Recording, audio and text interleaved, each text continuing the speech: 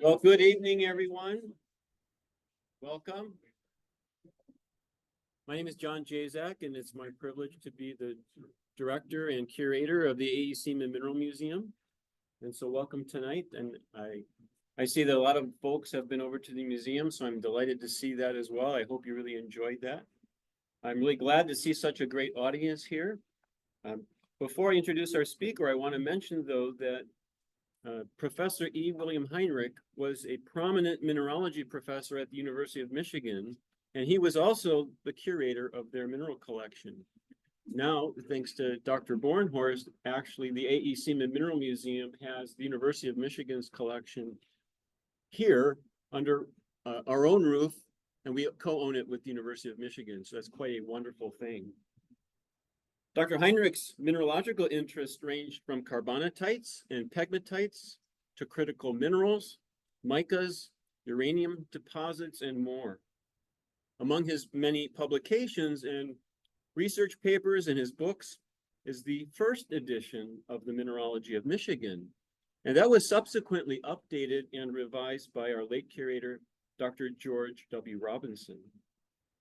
Heinrich donated his mineral collection to the AEC Mineral Museum, and my favorite specimen, which I won't name, but I'll give you a clue, it's in case M1. If you want to go check that out, maybe you can guess what it is. But upon Heinrich's death in 1991, he established the Edith D. and E. William Heinrich Mineralogical Research Trust. And on that note, I'm pleased to introduce tonight's speaker, who is the 2024 Edith D. and E. William Heinrich Memorial Lecturer. I became aware of tonight's speaker back around 1991 when I heard Dr. Francis Bundy speak. He was on the team of General Electric. That team succeeded in first synthesizing artificial diamonds in the 1950s.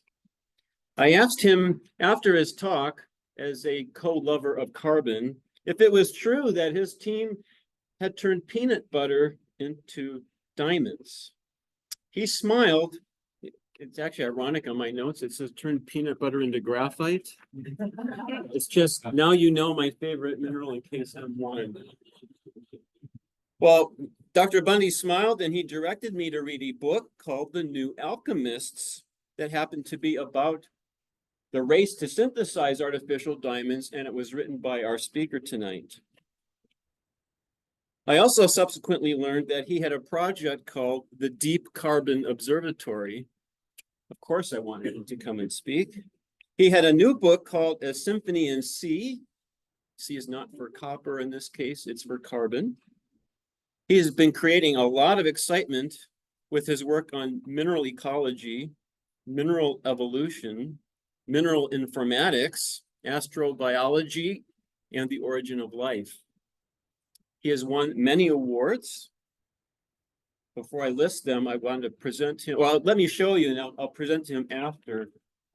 I mentioned Heinrich's second edition by Dr. Robinson of the Mineralogy of Michigan. And so we have a certificate for our speaker on the back, but spoiler alert, you can't read his name yet. We're going to make that formal.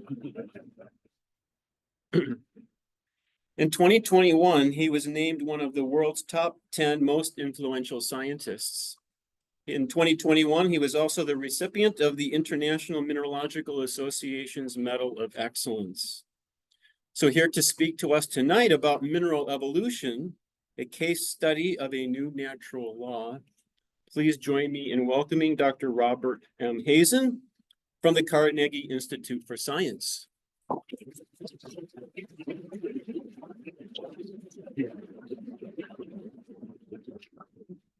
Thank you. Thank you, John. It's such a pleasure to be here this evening, and especially in a lecture that honors Professor Heinrich. When I was a teenager and a mineral collector, his name was already legendary. And of course, the Mineralogy of Michigan and many, many other works, and even one of my college textbooks. So this is a great, great honor. It's wonderful to be able to talk to you about mineralogy. And I'm sure some of you were there last night, and you're going to hear some echoes of what I talked about last night. But I'm also going to go in a rather different direction tonight. describing something to you that's very new, that's perhaps a little surprising. It may be entirely wrong, but if it's wrong, I hope it's wrong in an interesting way. I think that's all scientists can ever hope for anyway. So let's talk about minerals first, and then we'll move on. Minerals are so important to us. Virtually all the raw materials of our modern technological society come in one way or another from minerals. We also use minerals for agriculture, the soils, the rocks that make the soils. This is so fundamentally important that minerals, they record planetary evolution. They record the origin and the evolution of life. We wouldn't know anything about the ancient past without them. Minerals have also provided the solid foundation for things like chemistry and physics, the periodic table of the elements, X-ray diffraction, the laws of chemical bonding, the discovery of radioactivity. All of these are the result of studies of minerals. And of course, as we all agree and appreciate, minerals are amongst the most beautiful natural objects. And that certainly is one of the things that has drawn me ever since I was about that tall to the study of minerals. Think about it. Minerals are the oldest things you can hold in your hand. There are some rocks, meteorites, that are 4.567 billion years old. And they hold minerals that are even older than that, in some cases, billions of years older than that. They tell the story of the origin and evolution of our Earth, other planets and moons. And I think of every specimen as being a time capsule. It's so information rich. It's just waiting to be opened to tell its story. And that's what I love to do. And so a key to understanding this evolution, and particularly the coevolution of Earth and life, is an emerging field called mineral evolution. This idea was introduced in 2008 in a paper that appeared in American Mineralogist. And I think of this as the very early part one of a three-part story about the evolution of mineral evolution. The earliest part was very qualitative. It was a story of the increasing diversity and the changing distribution of minerals at Earth's surface. And so you look at Earth and you see new chemical processes, new physical processes, and ultimately new biological processes that created new kinds of minerals. Now, I'm going to use the term mineral species tonight. And for some people, especially people in the biological sciences, that's a very odd concept, a species of mineral, but it has a very formal definition by the International Mineralogical Association. Every mineral has to be a naturally occurring solid. It has an idealized chemical composition like SiO2 for quartz. It also has an idealized crystal structure like the quartz structure. Every combination of chemistry and structure that's unique is a mineral species. There are about 6,000, I think as of this morning was 6,034 approved species, and about 100 new ones every year. So this is still a very dynamic, active field. So mineral evolution looks at several aspects of minerals: the changing diversity, that increasing diversity, the relative abundances of those minerals, the compositions, that includes trace elements, minor elements, the isotopic composition, they tell us stories, and also the size and shape. And when you go to the museum, this incredible museum here just across the way, you see these beautiful crystal forms and the shapes and the colors. That's not part of the formal definition of a mineral species, and yet they're so important for us to understand the stories the minerals have to tell.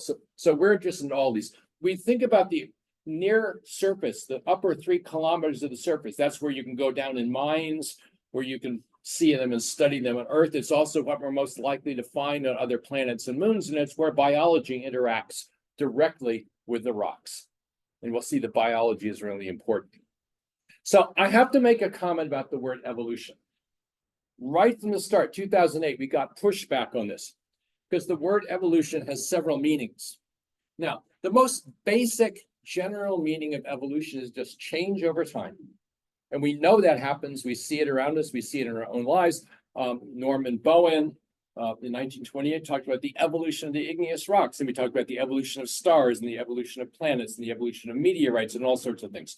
It also in our usage implies increasing complexification or diversity or patterning. So an evolving system becomes, in a sense, more interesting through time. And there's a congruency that is each stage of mineral evolution or any other evolving system follows logically and builds on what came before. So it's a sequence, but it's not this. So erase it from your minds. Don't think about that. It's not Darwinian evolution. And as we'll see later on, when I start talking about the missing law, there's something very special about minerals as an example of a much more general natural phenomenon of evolution. So here's the soundbite. If you need an elevator speech, new minerals form through a combination of chemical, physical, ultimately biological processes. And we can trace those changes through planetary history in 10 stages. So the 10 stages is a narrative starting very long time ago, more than 4.5 billion years, and going up, up, up. In these stages, they're somewhat overlapping and tell the story of Earth's evolution. The earliest stage is actually what we call stage 0, or the minerals, after meaning the original, the primary, the founding. And these are minerals that formed around stars long before our solar system. Stardust, if you will.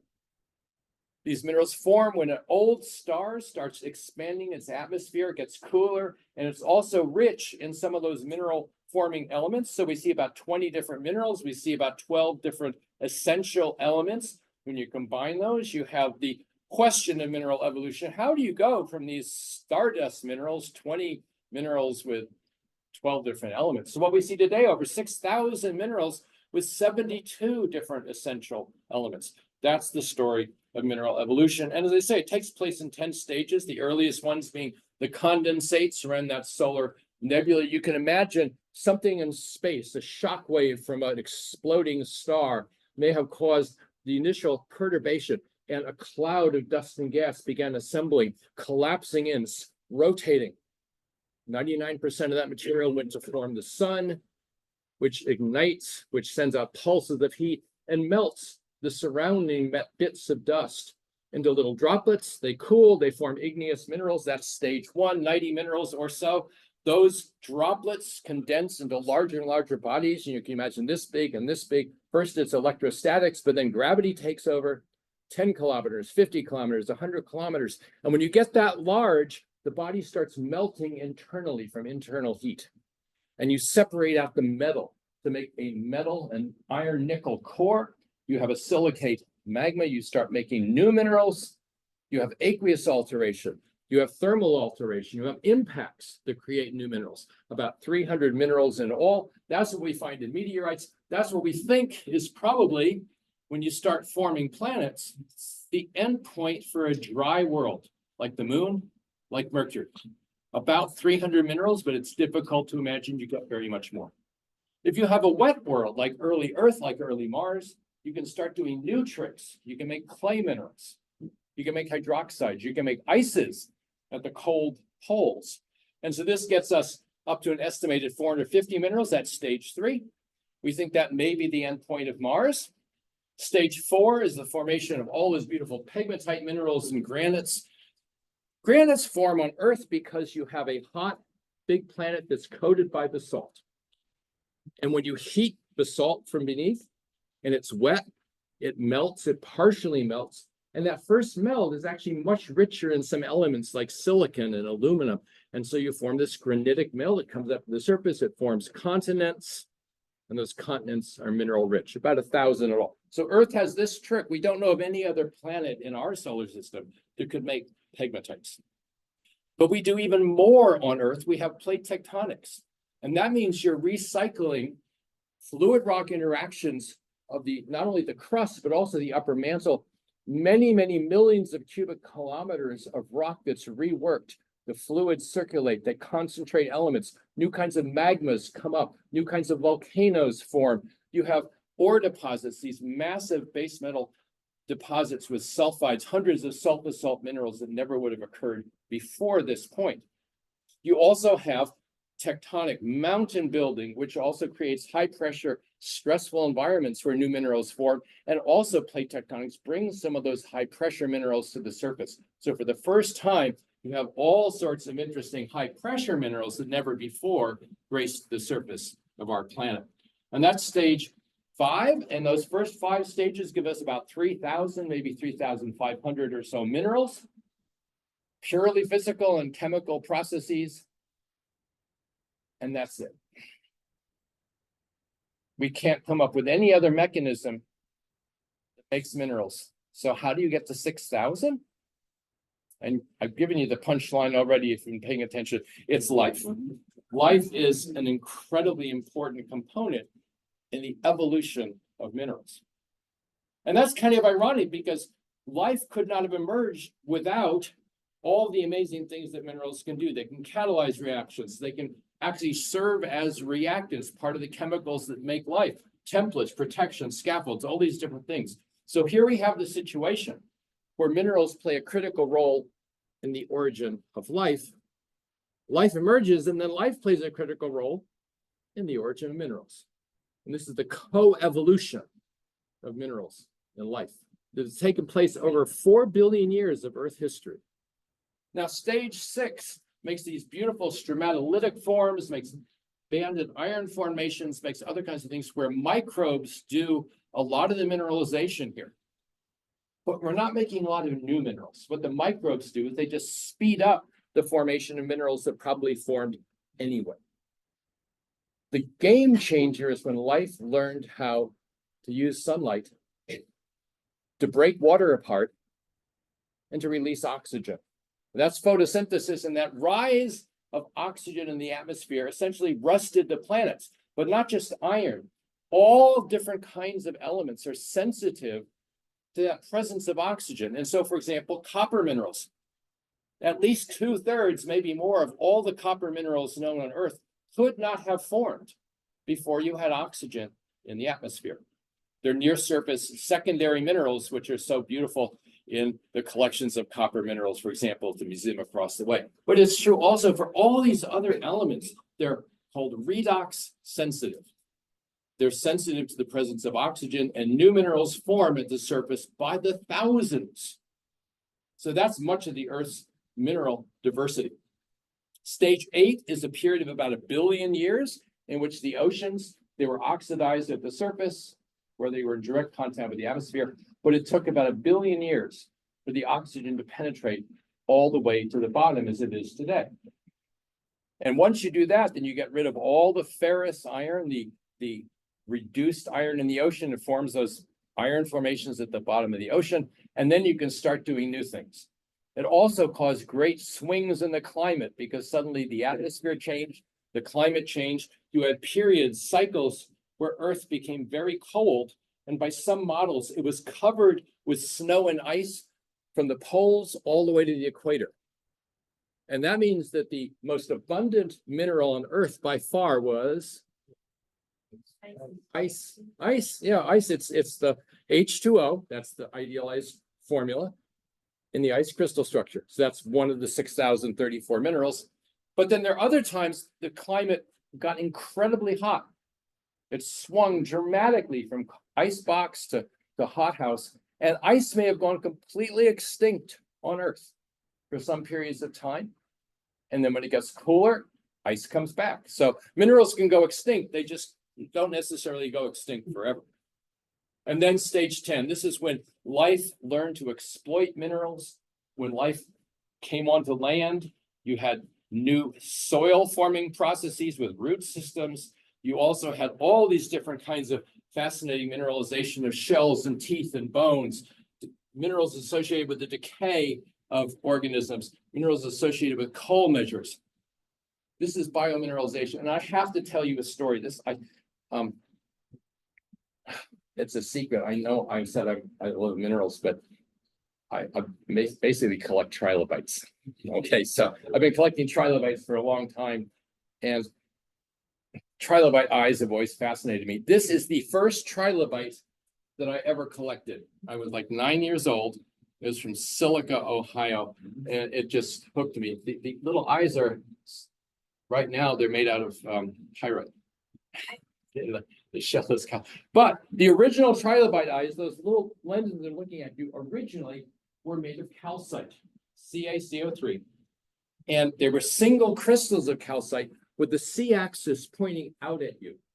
So if you can imagine, every one of those eyes was a calcite crystal with a C-axis. But there's a problem, because calcite makes a terrible lens. Red light and blue light bend differently. So everything is out of focus. What to do? Evolution always finds a way. It selects for the function. And in this case, if you just substitute radially different amounts of magnesium for calcium, you can correct for this chromatic aberration. And that's what the trilobite eyes do. They're incredible examples of nanoengineering. Every eye is radially zoned in calcium, magnesium to correct the bending of light so that they make a perfect eye. That's evolution. It always finds a way. And we'll talk about that a lot more later. Okay, so this first stage, part one of mineral evolution, was a very qualitative description of how minerals have changed through time. Dramatic diversification, sequence of new mineral forming processes, life's a major factor. We see that, but it's not quantitative at this point. And so it's still, I think it was an important advance. It was certainly changed my way of thinking about things. And one of the most dramatic things that's happened that I didn't really expect, but thrills me beyond description, has to do with museums. When I was a child, I went to the Morgan Hall of Gem and Minerals in the American Museum of Natural History. We lived about an hour's bus ride away, and every month I'd go in on a Saturday afternoon. And there were the dinosaurs and there's the dioramas, all these. I always went to the Hall of Minerals. And the Dana collection, arranged shelf, row after row after row. You had the native elements, you had the sulfides, the sulfosalts, the halides. You'd go down, and I just study those specimens. I look at them, and I just. But this was maybe not the most dramatic way to encourage the average person. You'd have a chemical formula, a name, a locality, a crystal structure, a crystal system. This is the brand new Hall of Gems and Minerals. George Harlow, our dear friend, reorganizes. The last thing he did before he retired as curator, opened in 2021. It's organized by mineral evolution. It's organized by the way minerals form and when they form. The same specimens that I saw and I studied and I loved when I was this big are in that display. So that's pretty special.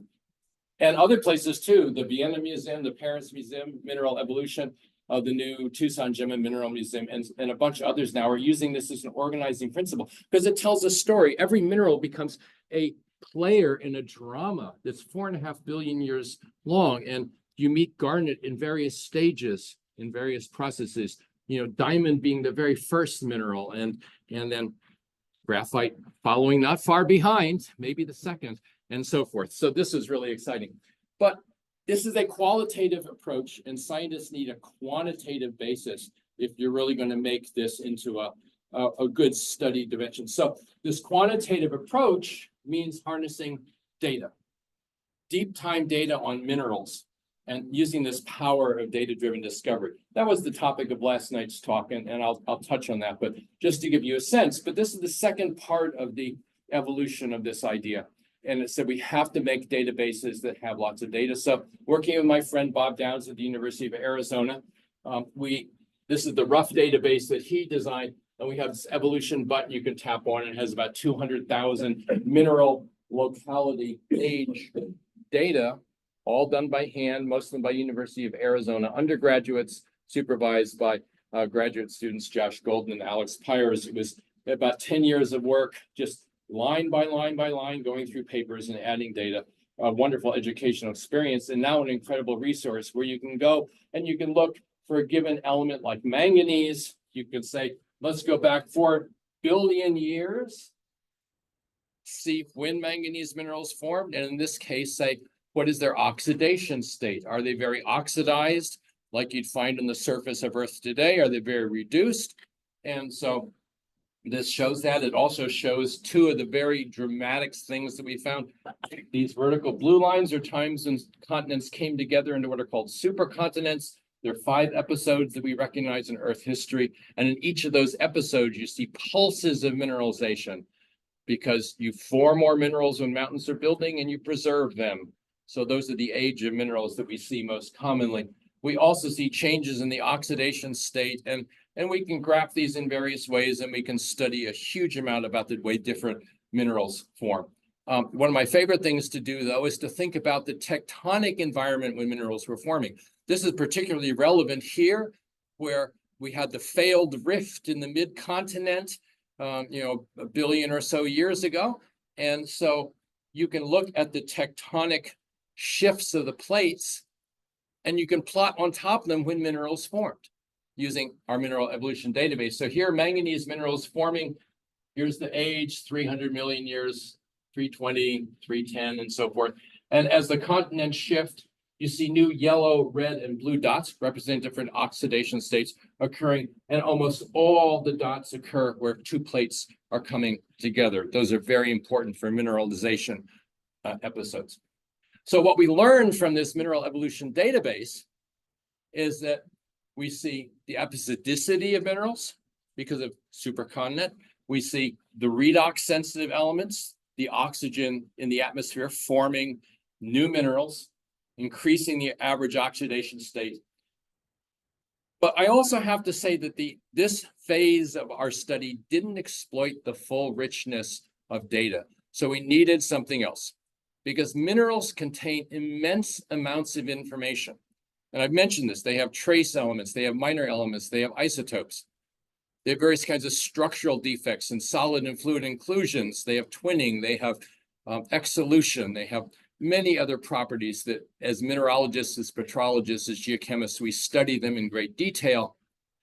They're all part of the mineral story, and you've got to take all of those data and look at them collectively. So this is part 3. It says 2022, but it should just have an arrow going on because I think this is going to continue for decades to come. We're just at the very beginning of an adventure here.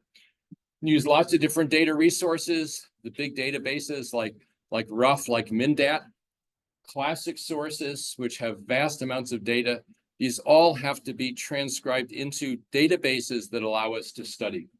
And what they do is they allow us to do exciting things. And I just want to show this one beautiful diagram. Biologists have known about chord diagrams for a very long time, but this is the first one in mineralogy, to my knowledge.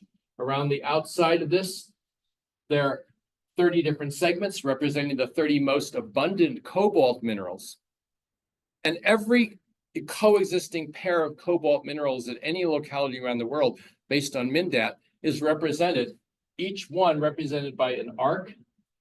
But if you have lots of localities that have similar pairs, you get thicker and thicker and thicker bands that will go across from one mineral to another. So you see some minerals commonly occur together, some minerals never occur together. You could study this diagram for hours. It's also very interactive if you have a dynamic version. So this is the kind of thing we have on our website that you can study. And network diagrams, again, if you were there last night, you saw some of this, but it's just, there's so much to absorb when you're thinking about how minerals coexist. So this is a diagram called a network graph in which you show relationships among minerals. It would be very much like the relationships in this room between all of us. Each of us would be a node represented on a graph like this, perhaps by a circle. And you have some people you know extremely well, some people you've met a few times, some people you've never met before, and you could draw networks amongst the people. And what you find is something very much like a rock. You have certain minerals that commonly occur together to form common rock like granite. And you can show that as a subgraph on the network. And you can show other rock types. In fact, in this particular graph, these 37 blue dots are all common primary minerals in igneous rocks. And every common igneous rock is represented by a subgraph on this plot. So that's a beautiful way of showing things. And we can do this then with coexisting minerals. This is a beautiful graph of coexisting manganese minerals. About 400 different manganese minerals that my colleague Dan Hummer put together. He colored them by their oxidation state. So up here, we have a group of red, primarily minerals. Those are reduced or divalent manganese minerals that occur as phosphate minerals and pegmatites. Over here, we have a cluster, again, primarily red, of high pressure metamorphic manganese minerals. And then we have this large cluster here, and you see more yellow and blue and other colors here. That represents the more oxidized near surface minerals. Many beautiful manganese minerals of that type.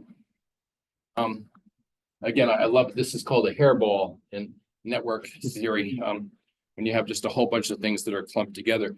But what's so much fun about this is these are all interactive graphs. So here's a little video. You can go online. This network is available on our website, and you can manipulate it. You can rotate it. You can click on any one node and see what it's connected to. You can zoom in or out.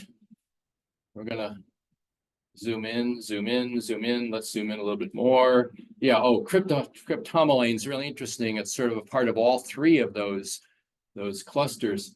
And you can spend hours and hours looking at something like this. And if you're interested in manganese minerals, there's some real scientific insights that you can gain from this because you're seeing such a high dimensional structure. It boggles my mind. If there are 400 circles representing minerals, this is 399 dimensional space projected on to the screen here. So that's more dimensions than your brain can take care of. And here's my colleague Shauna Morrison doing this in virtual reality. And you literally put on the virtual reality glasses and you're in the middle of the network and you're looking around. You can move it, you can rotate it, you can click on any one of the nodes with your pointer and find out what it is and see what it's connected to. It's mind-boggling. Takes a while. It's sort of disorienting at first, but then you get it and it's really fun. So one of the really important ideas from a mineralogical perspective is just this new idea about mineral informatics. You can exploit these data resources. And we do this to develop a new system of mineralogy, one that complements the IMA system I told you about before, one that emphasizes life. So think about a classification system. Why do we classify things? Why is that such a drive for scientists and other people as well? Well, one of the reasons is just so we can talk about it. You have to be able to communicate one to another. So when I talk about quartz or calcite or pyrite, you know what I'm talking about because we have a classification system that gives exact definitions. But there's another reason, and it may be more subtle, but it's folded into this. And that's because classification systems inform theory. Now, if you have a classification system that says we have an idealized crystal structure and idealized composition, then that really informs ideas about physics and chemistry. And so many Nobel Prizes have been awarded to mineralogists because the classification system and the way we think about minerals really allows us to zero in on the fundamental aspects of chemistry and physics. But there can be multiple classification systems, each of which emphasizes a different kind of theory. And that's really my point tonight. So we're going to look at an alternative classification system. And I would argue if you want to understand Earth and its evolution and the coevolution of Earth and life, you really need a classification system that incorporates two things. One is the age, and the second is the process by which the mineral formed. And those are not part of the IMA definition. So remember again, the primary tangible evidence we have for the evolution of our planet or any other planet or moon is going to be this tangible evidence of the minerals, the time capsule idea. So what we've been doing over the last few years, and probably for another 3 years it'll take to finish it, is building an evolutionary system in mineralogy. Shauna Morrison is my colleague on these. We've now published 8 parts. Parts 9 and 10 are in preparation. There'll be 12 parts in all, and when it's completed, then all of those parts will be assembled into a volume or maybe multi-volume work, which is the evolutionary system. It's not replacing the IMA system. I want to emphasize this. It's complementary. We are utterly dependent on IMA to tell us here's pyrite, here's quartz, here's calcite. But we say, but what kind of pyrite, what kind of quartz, what kind of calcite? You'll see what I mean. So remember, the IMA system, idealized composition, idealized structure. In other words, IMA protocols are saying use the minimum number of bits of information to define one mineral and distinguish it from another. We're going to say, let's go to the maximum number of bits of information that each specimen gives us. So in some cases, we split IMA species into several kinds. In some cases, we lump IMA species into a single kind, and we also consider amorphous materials. Let me give you an example. Diamond, IMA says it's pure carbon in the diamond crystal structure. That's a species, but there's the pre-solar diamonds formed around stars and almost in a very high vacuums. These are vapor deposited diamonds, high temperature, high pressure mantle diamonds formed in an aqueous fluid, high temperature, high pressure diamonds formed in a metallic fluid, and they have metallic inclusions, not fluid inclusions. You have impact diamonds formed when an impactor hits a carbon-rich layer. I like to think of it as a dinosaur going, and then you get Lonsdale. And you have carbonado, and nobody knows what that is. And there's 5 different kinds of diamonds, each coming from a different time period and by a different process. And so we say there are 5 different kinds of diamond, each one an IMA diamond, but with a different formation process. Pyrite, the world's record holder so far, 21 different kinds, different processes that form pyrite, high temperature, low temperature, aqueous fluids versus sulfide fluids. Some of them formed abiotically, some of them formed by microbes. Different kinds of pyrite. If you find pyrite on Mars, I say that's great. What kind of pyrite? Because that tells you about process, it tells you about age.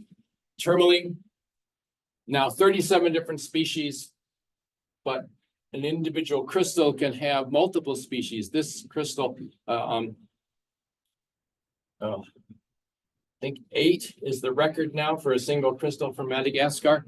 8 different regions that each are technically a different species because they have slightly different ratios of elements, magnesium, iron, hydroxide to fluorine, other ratios. And if you put them all together, you have different, technically different species, but it's one kind of tourmaline. So that's the way we do that. And then we include things like volcanic glasses and coal and other materials that don't give an X-ray diffraction pattern, so you can't determine their structure in a very systematic way, and yet they're included in our system as they were in the 19th century by all the classic mineralogists. And that's important because when you go to other worlds, Mars, 50 to 70% of the sediments are amorphous material. We have to understand those materials if we're going to understand how Mars has evolved. So our process was to sit down and basically tabulate every known mineral. There's 6,000 minerals. We identified 57 different ways that minerals form, what we call paragenetic modes, made a table, and then we're able to use this to come up with a system where every mineral is linked to its paragenetic mode. And we use, just like Linnaeus, a binomial nomenclature where there's an IMA mineral name typically comes second, but preceding that is the way it formed. So here's graphite formed by a type 2 supernova. There's moissanite, that's silicon carbide, formed in an AGB star. And then the fun thing is you can show this graphically, basically reducing the entire system of mineralogy to a graph that you can interact with and you can play with.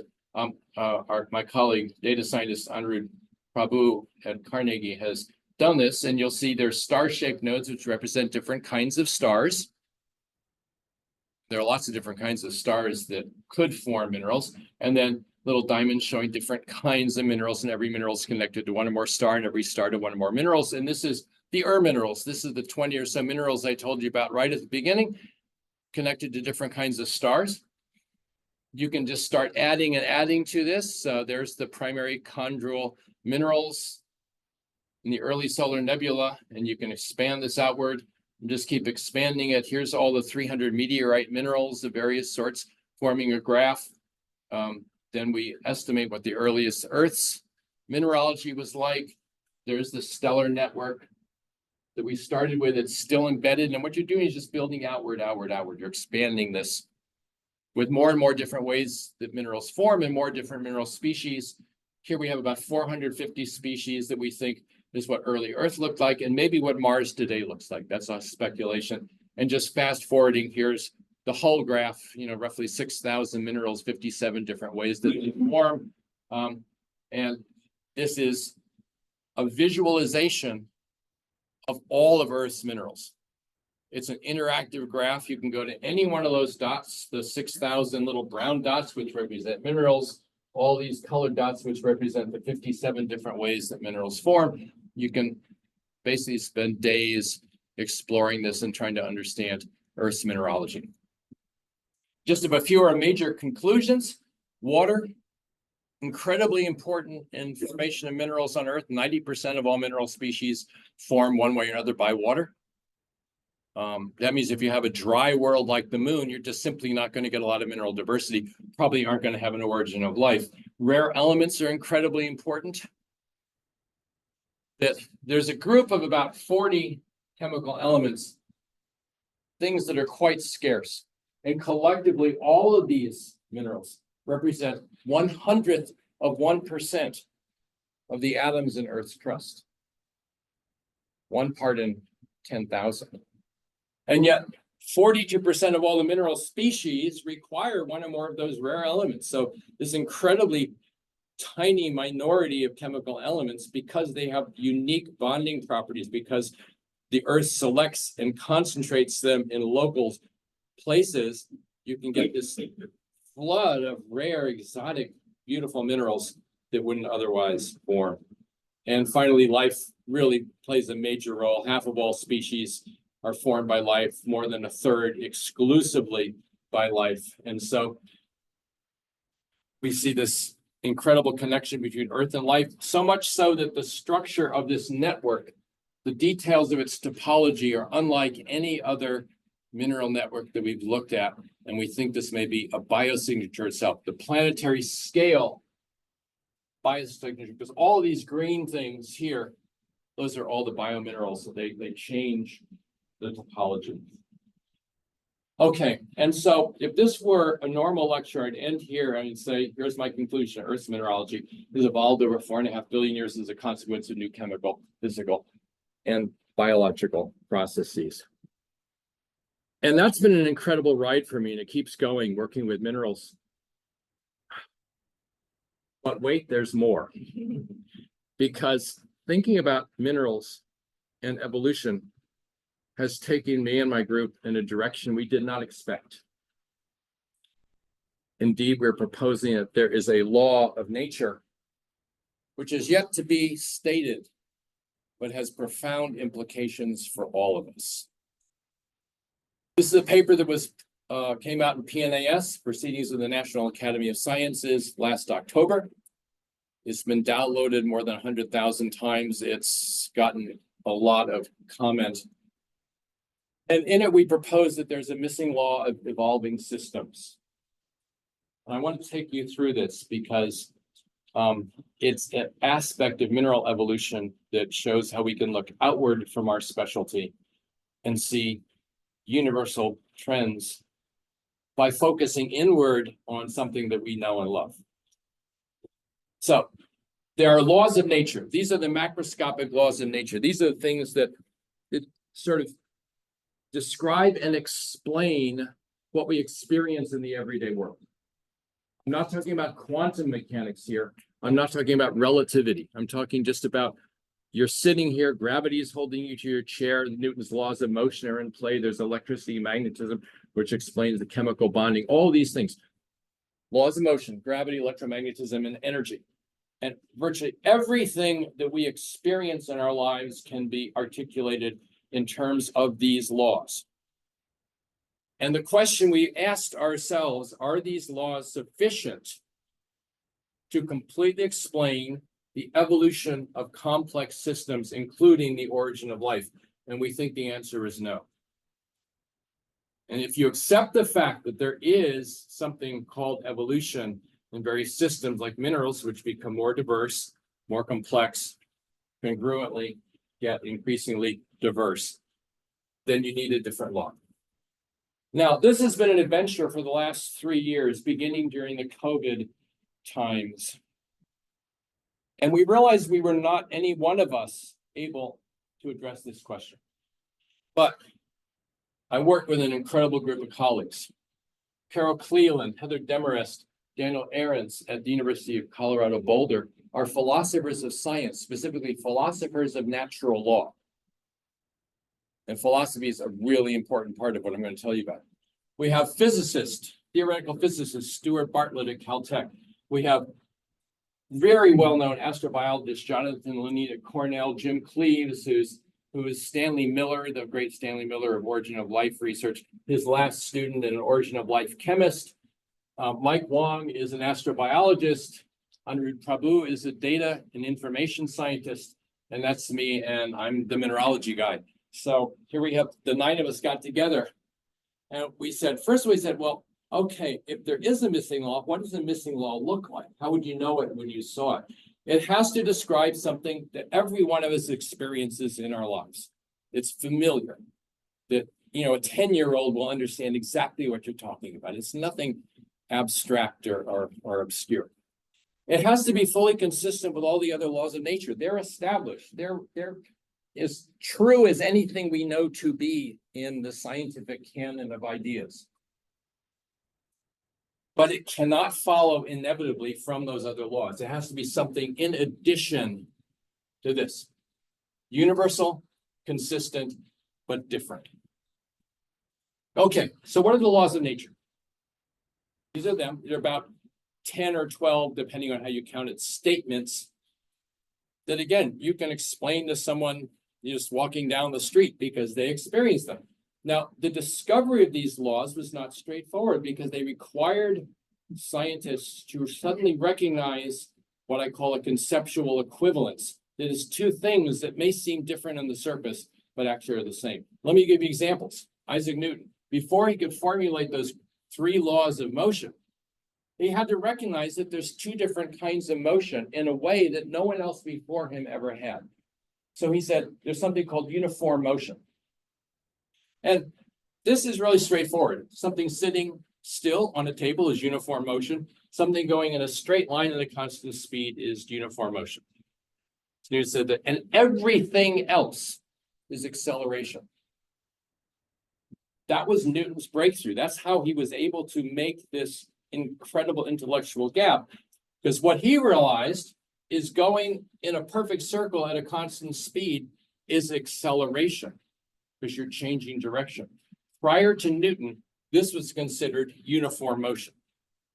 By making that change, he was therefore able to articulate the 3 laws of motion. The first one, that nothing happens without a force. Any change, any acceleration requires an unbalanced force. Second, so that defines force. It basically is the first time in history that anyone defined what a force really is. Then there's the definition of mass. Mass is force times acceleration. Force is mass times acceleration. And you can use that to calculate things. And then this incredibly important 3rd law that forces act in pairs, which allows you to set up equations, which lets you calculate and predict how things are going to behave. Those are Newton's 3 laws. But he had to recognize the 2 different kinds of motion first. Second,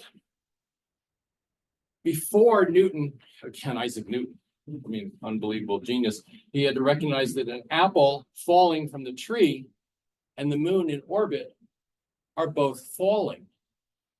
No one before him, they thought this was uniform motion. So again, the conceptual equivalence of an apple falling and the moon orbiting allowed him to come up with the idea of gravity and come up with the equation and so forth. This is also true for the theory of electromagnetism. It's right in the name. Before, some brilliant people in the early 19th century figured this out. They thought electricity and magnetism were 2 different forces, but then you realize that when you have a battery and you put electric current through a wire, you make an electromagnet, and so electricity and magnetism are actually interchangeable, and this allowed you then to invent electric motors and electromagnets and electric generators. It also, when Maxwell put those equations into a much more complex mathematical form, suddenly you realize that the waves of electromagnetic energy traveled at 186,000 miles per second. So the equations explained light. That's why you don't have the laws, the laws of physics don't include a law of optics that's independent, because this is entirely derivable from this. So that's not a new law. And so we had to be careful of that. If what we're saying is derivable from the other laws, then it's not a new law. And then finally, there's the laws of energy, thermodynamics. And this is really tricky. This is the most recent one to have been figured out, because you have potential energy, chemical or gravitational or elastic. You also have kinetic energy. And to realize that those are equivalent is hard enough. But then to recognize that heat is equivalent to those other two. They all have the ability to do work, which is what makes them equivalent. And this allowed then James Prescott Joule to perform his great experiment where he showed the equivalence of gravitational potential energy to kinetic energy to the heat of the water that warms up because of that kinetic energy. And so you see the equivalence. That was only possible after you recognized the conceptual equivalence of different forms of energy. And finally, the second law, that heat does not flow spontaneously from a colder to a warmer body. But notice this is the only law that displays an arrow of time. That's a critical idea here, the arrow of time. It's an arrow that says entropy will increase, that things become increasingly disordered. We grow old, we get sick, we die, we decay. That's the second law of thermodynamics, and it's the only arrow of time we have. Is that enough? Is that it? We say no. Because no law of nature implicitly or explicitly predicts the origin and evolution of life or the evolution of any other system. And so here we have this pervasive wonder. It includes mineral evolution, it includes other evolutions as well. And so let me take you through this. Every one of these systems evolves in the sense that they become increasingly diverse, and there's a congruent sequence of change. And they're conceptually equivalent. Remember, that's important in finding a law. All these systems are conceptually equivalent in the following three ways. They all begin with large numbers of interacting particles. They may be protons and neutrons to make atoms. It may be atoms to make molecules. It may be molecules to make minerals or cells to make life. You have the potential. You also have to have a way in nature or in a computer to generate lots of different configurations. And finally, thirdly, you have to have a selection mechanism. You select for configurations that work, that have function. You reject configurations that don't work. And it's that selection for function that's critically important. So let's just look at a couple of examples. The formation of atoms and isotopes. After the Big Bang, we're told there was only a lot of hydrogen and helium, a little bit of lithium, but the hydrogen and helium were enough to make the first generation of stars. When you make the first generation of stars, you then have nuclear synthesis processes that give you about a dozen different elements. A lot of iron, oxygen, magnesium, silicon, and so forth. The next generation of stars starts with these elements, which allows you to do what's called the early arc process, and that gets you up several dozen different elements. And once you have stars that have these elements, then you can make the entire periodic. So these are mass numbers down here. These represent different elements or isotopes. And you can see the complexification, but you need multiple generations of stars. That's the evolution of atoms and isotopes. We saw mineral evolution. It's the same sort of thing. You need the minerals, and then you go through stages, each one giving more minerals and diversification. What did Darwin say? We said basically the same thing. In fact, in some ways, what I'm telling you is just an elaboration of Darwin's idea. Individuals in a population display variation of traits. There are lots of different configurations. More individuals are born than can survive. There's ways of generating lots of configurations. And there's selection. In this case, he called it natural selection. But that's just one more example of this more general idea. He talked about the evolution of beaks of finches, but you can also ask the more fundamental question. For example, how did an eye evolve? by this process. How is that even possible? And yet 30 years ago, computer scientists in Sweden showed an absolutely beautiful example of this using a computer model where they said there's three attributes of an eye. There's light sensitive cells here. There's a boundary here, which is the aperture, and there's transparent layers protecting it with a base like this. And let's vary three simple characteristics of this configuration. Flat, no eye, nothing there, just light sensitive cells in the back of a worm, which is very common. You vary the curvature, you vary the aperture, you vary what's called the refractive index of the clear part, which is how much it bends light.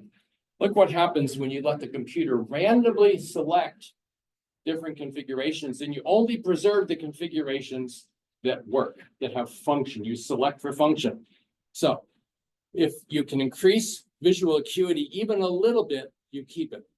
So here's what happens after about 200 steps. Each time you run it, it's a slightly different result, but you always get this pattern. And the reason curved surface is useful because you can tell which direction a shadow is coming from.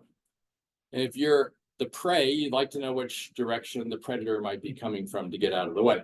And if you do this for about 1,000 steps, you end up every single time with an eye like this, which is the eye of the limpet. This is very much like the morphology of a limpet. But if you keep going, remember I said you can change the refractive index? Well, then you start spontaneously forming a lens. And then you start seeing the aperture closing in. And every time you run this simulation, even though it's random plus or minus 1% changes in those three properties, you always end up with the optimal, mathematically maximally efficient eye given this starting configuration. It's remarkable. The steps are random, but selection is not. And so the end result is deterministic, which is, I think, a really profound thing about how evolution works. And we use this all the time now in technology. You probably have heard of genetic algorithms. That's how we design the hulls of Navy ships. It's how you design the wings of airplanes. It's how NASA designed its space antenna. And I urge you to go online if you've never heard of the NASA's space antenna and look at how this was designed. I mean, no human being, you could work for 1 million years, you never come up with this design, but this is the optimal design using minimum power to radiate a signal from a spacecraft in all directions. So that was a computer. What it does is it generates many different configurations. You select for ones that work, and then you modify those. And then you select the one that works and you modify those. And you keep mutating and selecting, mutating and selection till you get to the optimum state. So remember, these are conceptually equivalent systems. Everything I've just shown you, lots of different possible combinations, a mechanism to generate lots of combinations, and selection for function. And when you do that, you get evolution. Okay, so what do we mean by function? Well, in rocks and minerals, it's just you stick around long enough that we can pick it up and study it. It doesn't dissolve, it doesn't evaporate, it doesn't melt. It stays solid. Static persistence. That's a kind of function for rocks and minerals. Now, there are also dynamic persistence, hurricanes, stars, forest fires. These things actually have their own persistence in a dynamic way. And as long as you keep feeding in energy, you keep generating new configurations. When you stop feeding it energy, it stops generating new configurations. So this is what's called a bounded idea. It only works when you're generating new configurations. If a planet freezes, no more new minerals, because you have no more new configurations of atoms being generated. And there's also novelty generation, because when you generate novelty, it allows you suddenly to try new things you never could try before. And this configuration space, if you will, gets larger and larger. There is a metric for this. I'm not going to go into details. You can read our paper, but it's information. So what we're talking about here is systems that select for function. Their information just keeps increasing and increasing. The kind of information is a very specific one called functional information. It's a paper that was originally published by Jack Shostak 20 years ago, and then Jack and I wrote a more expanded version of that to describe it. Here's the equation. It's the simplest equation you can imagine. The negative log to the base 2 of the fraction of all possible configurations that actually work. So that fraction is a very small number. The negative log to the base 2 is a very large number, and it's in bits because it's log to the base 2. So the functional information is just a number of bits. The less probable that one solution is, the more information it takes to get to that solution. And so that's the way we do it. And here's the law. This is it. This is what we published in PNAS. The functional information of a system will increase. That is, the system will evolve if many different configurations of the system undergo selection for one or more functions. Okay, what does that really mean? First of all, it's a prediction. And we've applied it now. This is a paper in review in PNAS where we predicted the functional information of minerals will increase. Well, here's 8 stages of mineral evolution where we know the complexity of the formula, we know how many chemical elements are used, you know how many possible configurations there are, and we know how many minerals occur at each stage. The functional information on the vertical scale increases with the number of minerals, but it's approaching a limit, which is another fascinating thing you can ask me about later if you want to. But we actually shown in this case, functional information increases as the system evolves. And so there are 3 really important implications here, all of which sort of push against some people's conventional wisdom. The first is that evolution is a term that applies to abiotic systems, atoms, isotopes, minerals, and biotic systems, as well as computational systems. And it's not natural selection of the Darwin type. That's just one special case of a much more general rule. Second, the law is consistent with, but it does not follow directly from the other laws of nature, especially that second law of thermodynamics, which is an arrow of time. So that means we are suggesting there's a second arrow of time.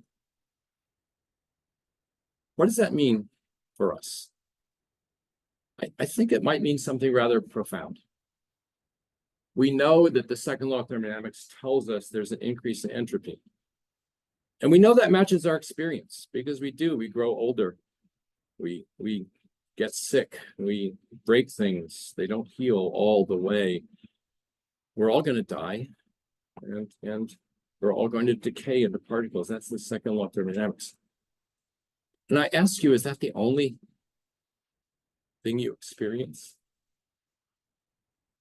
Is that the only arrow of time in your life? I think the answer is no. Our children, they're born, they grow, they learn. We as scientists, we're building something. Information content, the richness, because we're selecting ideas that work. It just keeps increasing. We learn more and more about the geology of this glorious planet. And so I think this is the way the universe works. And yet it challenges one of the basic precepts of science. We're saying that some configurations are more valuable than others. Some configurations work and others don't. There's function. And function sounds an awful lot, when you're selecting for function, it sounds an awful lot like purpose. And this gets into a field, teleology, which is, does nature have a purpose? I don't know. But if the world behaves a certain way, as scientists, aren't we obligated to describe the world as it actually is, and not as some philosophers say, well, we have to be agnostic, we have to be no configuration is more important than every other function, any other configuration. And so my conclusion is that somehow as a scientific community, we have lost sight of the fact that nature is telling us something very profound. Mineral evolution has led me to this point to think that in fact there is a law of increasing order, a law of increasing information, which acts in parallel to the law of increasing entropy. It's part of every one of our lives, every moment of our lives, everything we experience. They're completely consistent with each other. And to me, it suggests something deeper. Knowing that there are these two eras, we all have choices. And it's so easy to say something that you can never take back that you wish you said.